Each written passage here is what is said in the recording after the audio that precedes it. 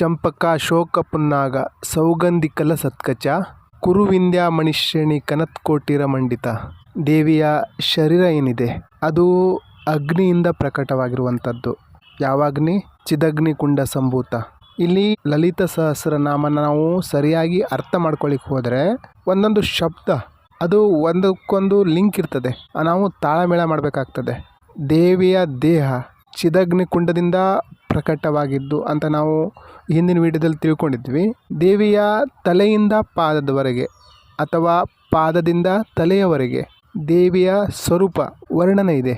ಇಲ್ಲಿ ಚಂಪಕ ಶೋಕ ಪುನ್ನಾಗ ಸೌಗಂಧಿಕಲ ಸತ್ಕಚ. ಶಿರದಿಂದ ಸೃಷ್ಟಿಕ್ರಮ ಸಂಹಾರ ಕ್ರಮ, ವಾಮ ಮಾರ್ಗ ದಕ್ಷಿಣ ಮಾರ್ಗ, ಯಾವುದೇ ಮಾರ್ಗದಿಂದ ಹೋದರೂ ದೇವಿಯ ಸ್ವರೂಪ ಏನಿದೆ ಅಂದರೆ ಯಾವ ಮಾರ್ಗದಿಂದ ಹೋದರೂ ದೇವಿಯ ಪಾದದಿಂದ ಶಿರದ ತನಕ ಅಥವಾ ಶಿರದಿಂದ ಪಾದದ ತನಕ ದೇವಿಯ ಸ್ವರೂಪ ಏನಿದೆ, ದೇವಿಯ ಕೇಶರಾಶಿಯಿಂದ ಹೂವು ಸುಗಂಧಿತ ಆಗ್ತದೆ, ದೇವಿಯ ಊರ್ಜೆಯಿಂದ ಹೂವು ಸುಗಂಧಿತವಾಗ್ತದೆ. ಇದೇ ಮಾತನ್ನ ಶ್ರೀಕೃಷ್ಣ ಪರಮಾತ್ಮ ಹೇಳಿದ್ದಾರೆ. ಶಬ್ದದ ಒಳಗೆ, ರಸದ ಒಳಗೆ, ಆಕಾಶದ ಒಳಗೆ ಎಲ್ಲ ಕಡೆ ನಾನು ವಿರಾಜಮಾನನಾಗಿದ್ದೀನಿ ಅಂತ. ಹೂವಿನ ರೂಪದಲ್ಲಿ, ಸೂರ್ಯನ ತೇಜದಲ್ಲಿ, ಆತ್ಮದ ಪ್ರಕಾಶದಲ್ಲಿ, ಅಗ್ನಿಯ ತೇಜದಲ್ಲಿ, ವಾಯುವಿನ ಚಂಚಲತೆಯಲ್ಲಿ, ಯಕ್ಷನಲ್ಲಿ ನಾನು ಕುಬೇರ, ರುದ್ರನಲ್ಲಿ ನಾನು ಮಹಾದೇವ, ಈ ರೀತಿ ಹೇಳಿದ್ದಾರೆ. ಅಂದರೆ ಯಾವುದರ ಹಿಂದೆ ಏನು ಗುಣ ಇದೆ ಅದು ದೇವಿ. ಹೊರಗಡೆ ಏನು ಕಾಣ್ತಾ ಇದೆಯೋ ಅದು ಸ್ವರೂಪ, ಹೊರಗಡೆ ಏನು ಕಾಣ್ತದೋ ಅದು ಸ್ವರೂಪ. ಆಂತರಿಕವಾಗಿ ನಡೆಸುವ ಶಕ್ತಿ ಏನಿರ್ತದೆ ಅಂದರೆ ಹೂವಿನಲ್ಲಿ ಸುವಾಸನೆ, ಎಲ್ಲಿವರೆಗೆ ಸುವಾಸನೆ ಇರ್ತದೋ ಆ ಹೂವಿಗೆ ಬೆಲೆ. ಸುವಾಸನೆ ಇಲ್ಲ ಅಂದರೆ ಆ ಹೂವು ಬಾಡ್ತದೆ. ಅಂದರೆ ದೇವಿಯ ಸ್ವರೂಪ ಏನಿದೆ ಅದು ಪ್ರಕೃತಿಯಲ್ಲಿದೆ, ಪಂಚಭೂತಗಳಲ್ಲಿದೆ. ಎಲ್ಲ ಜೀವಿಗಳಲ್ಲಿ ಶರೀರ ಪ್ರಕೃತಿ, ಅದಕ್ಕೆ ಪೋಷಣೆ ಮಾಡುವ ಶಕ್ತಿ ಏನಿದೆ ಅದು ದೇವಿ ಶಕ್ತಿ. ನಾವು ಪೂಜೆ ಮಾಡಬೇಕಾದ್ರೆ ದೇವಿಗೇನು ಕುಂಕುಮ ಅರ್ಚನೆ ಶೃಂಗಾರ ಮಾಡ್ತೀವಿ. ನಾವು ಶೃಂಗಾರ ಮಾಡೋ ಕಾರಣಕ್ಕೆ ದೇವಿ ಸುಂದರವಾಗಿ ಕಾಣಲ್ಲ, ದೇವಿ ಸುಂದರವಾಗಿದ್ದಾಳೆ. ಹಾಗಾಗಿ ಆ ಶೃಂಗಾರ ಸುಂದರವಾಗಿ ಕಾಣ್ತಾ ಇದೆ. ಪ್ರಕೃತಿಯ ಎಲ್ಲ ಶೃಂಗಾರ ದೇವಿ ಧಾರಣೆ ಮಾಡಿದ್ದಾಳೆ, ಅದಕ್ಕೆ ಪ್ರಕೃತಿ ಚೆನ್ನಾಗಿ ಕಾಣ್ತಾ ಇದೆ. ನೀವೊಂದು ಅಂಗಡಿಲಿ ಹೋದಾಗ ಶೋಕೇಸಲ್ಲಿ ಕೆಲವೊಂದು ಶೃಂಗಾರದ ವಸ್ತುಗಳನ್ನು ಇಟ್ಟಿರ್ತಾರೆ, ಅವು ಅಷ್ಟೇನು ಸುಂದರವಾಗಿರಲ್ಲ. ಅದು ಸುಂದರವಾಗಿ ಕಾಣಬೇಕು ಅಂದರೆ ಅದನ್ನು ನೀವು ಧರಿಸಬೇಕು, ಆವಾಗ ಅದಕ್ಕೆ ವ್ಯಾಲ್ಯೂ ಇರ್ತದೆ.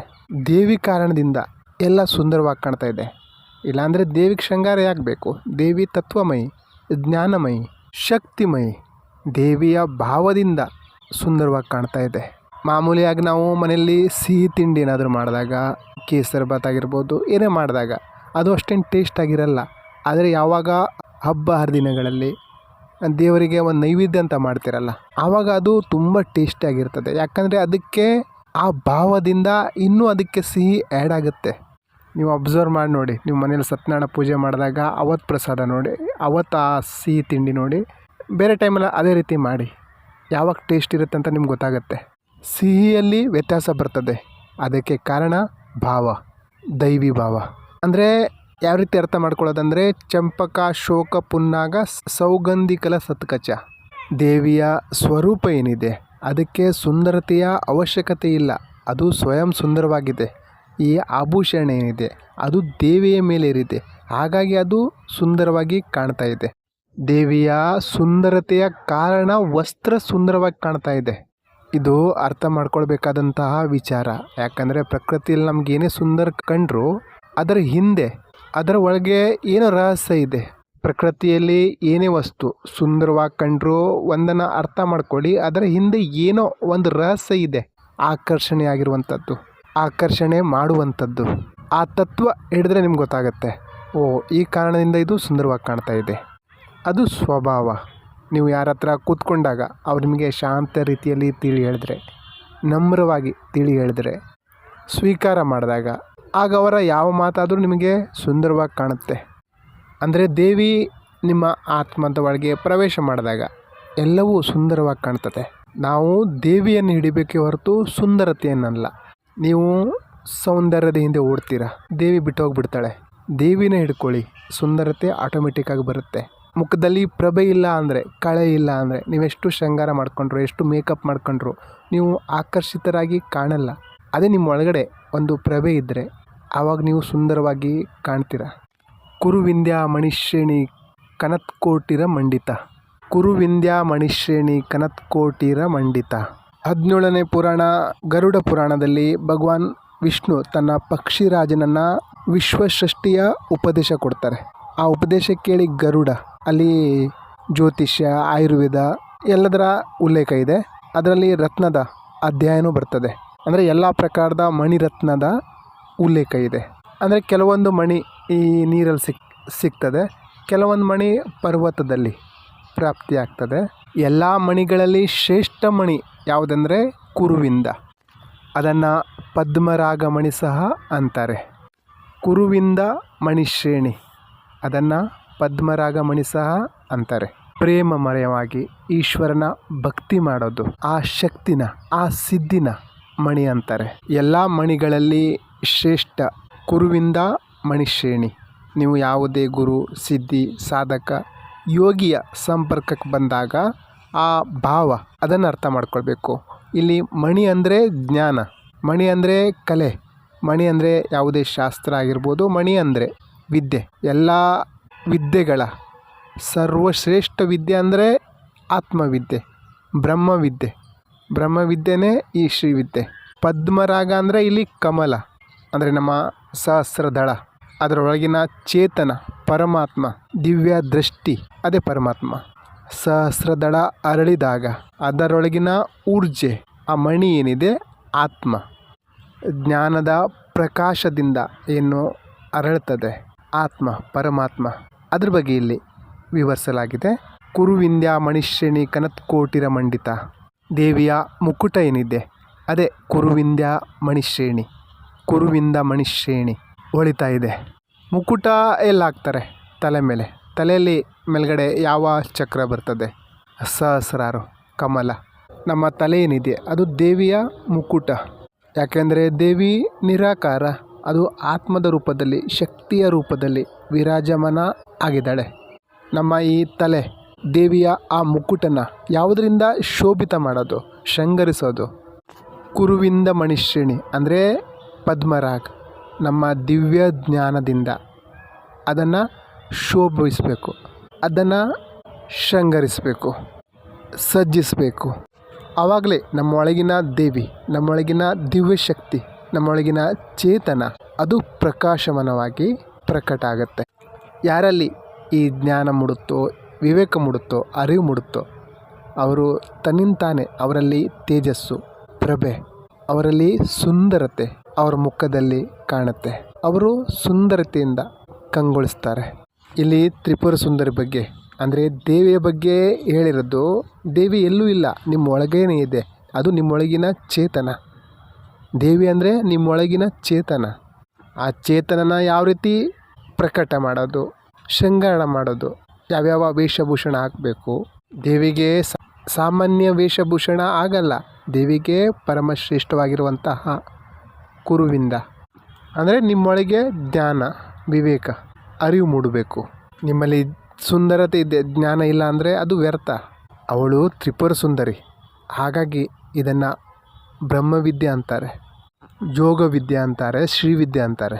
ಒಂದು ಕಡೆ ಲಕ್ಷ್ಮಿ, ಒಂದು ಕಡೆ ಸರಸ್ವತಿ ಗಾಳಿ ಬೀಸ್ತಾ ಇದ್ದಾರೆ. ಬ್ರಹ್ಮಜ್ಞಾನ, ದಿವ್ಯ ಜ್ಞಾನ. ಮತ್ತು ನೀವು ಈ ಪದ್ಮರಾಗನ ಪ್ರಜ್ವಲಿತಗೊಳಿಸಬೇಕು. ಇಲ್ಲಿ ದೇವಿಯ ಸುಂದರತೆಯ ಬಗ್ಗೆ ಹೇಳಲಾಗ್ತಾ ಇದೆ.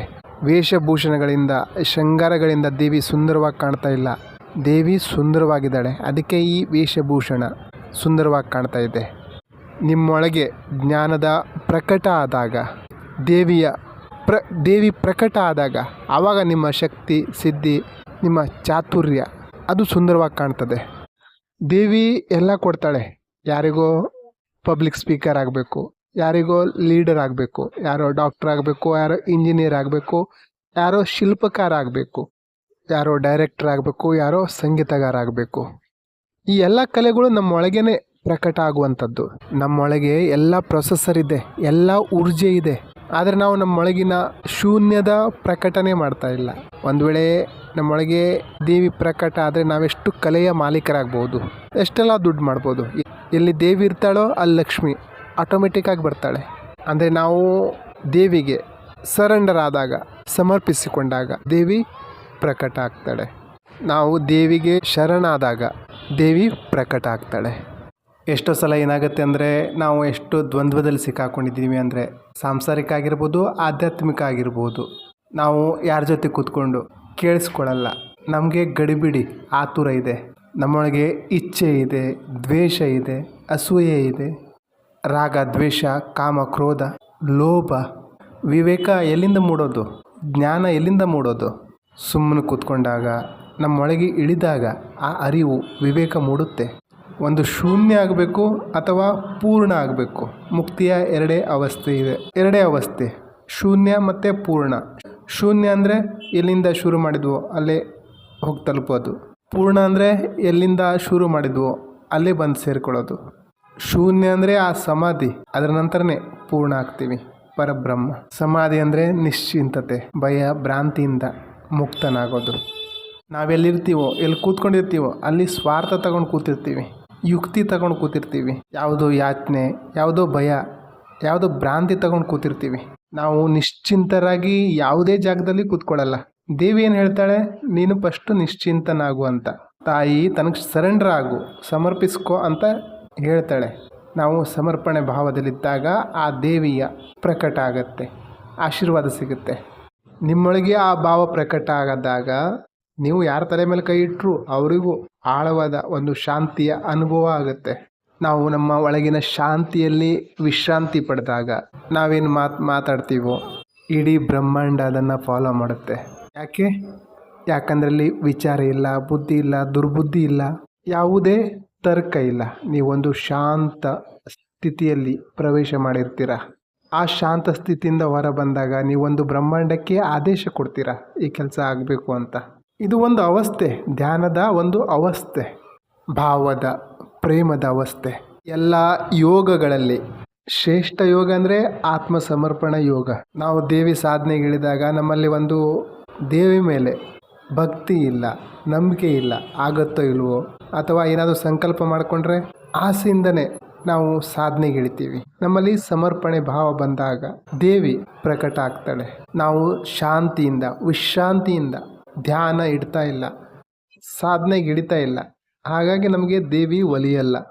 ಕುರುಕ್ಷೇತ್ರದ ಯುದ್ಧ ಏನಿದೆ, ಮಹಾಭಾರತ ಯುದ್ಧ ಏನಿದೆ, ಅದು ನೋಡಿದ್ರೆ ಕೃಷ್ಣನೇ ಯುದ್ಧ ಮಾಡಿದ್ದು, ಅರ್ಜುನ ಫಾಲೋ ಮಾಡಿದಷ್ಟೇ.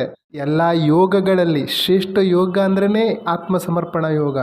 ನಾವು ನಮ್ಮ ತನು ಮನ ಧನಗಳನ್ನು ಪರಮಾತ್ಮನಲ್ಲಿ ಸಮರ್ಪಣೆ ಮಾಡಿಕೊಂಡಾಗ, ಪರಮಾತ್ಮ, ದೇವಿ, ಗುರು, ನಮ್ಮ ಇಷ್ಟ ದೇವಿಯಲ್ಲಿ ಸಮರ್ಪಿಸಿಕೊಂಡಾಗ ನಾವು ನಿಶ್ಚಿಂತರಾಗ್ತೀವಿ. ಆವಾಗಲೇ ತ್ರಿಪುರ ಸುಂದರಿ ಜಾಗೃತ ಆಗೋದು.